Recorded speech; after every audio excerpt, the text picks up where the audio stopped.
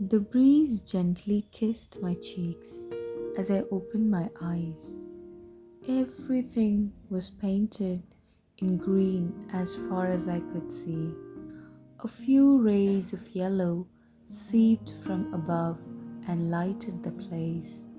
The weather was chilly yet pleasant. The wind hummed the music of nature and the trees danced to it. Although it wasn't quiet, it was utterly peaceful. Every day, the place looked more astonishing than the day before and reflected a new beginning.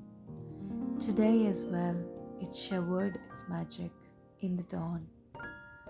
I have been waking up to this since 14 years now, and every time it felt different.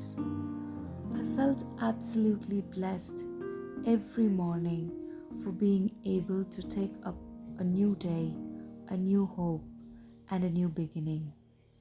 It seems that my magical morning was today's, my last magical morning.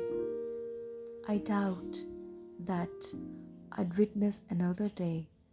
For all that I know, I won't complete my 80 years of living, which is tomorrow.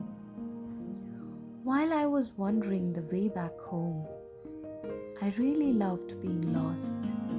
If I could, then I would rather call this my home, the woods. They sung lullaby and comforted me to sleep on their lap every night. They kept me safe, healthy, and happy.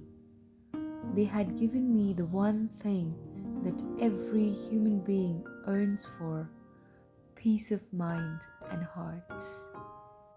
As my life nears its end, I realized I was always in love. Ever since I remember, I was in love with everything I've seen.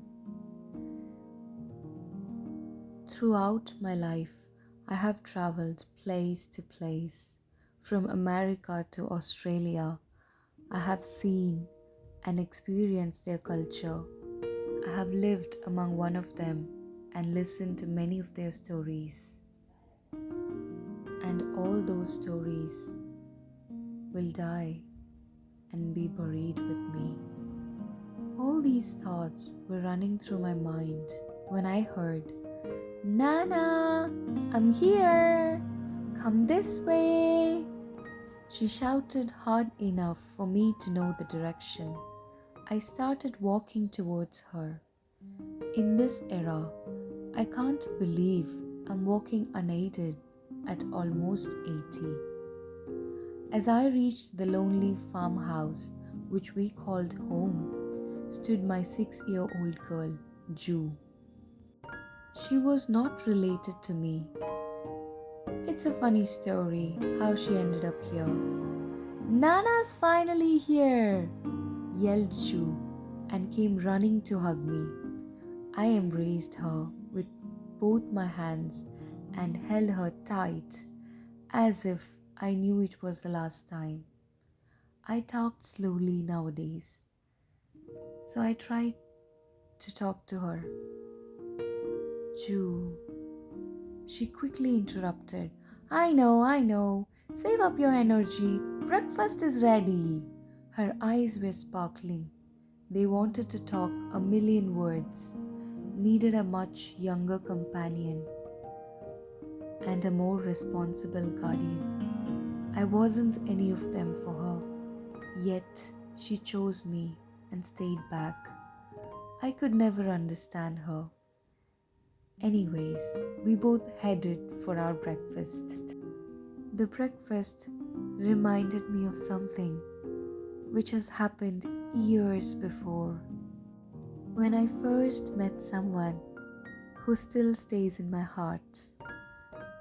Some might say it's a long-lasting love.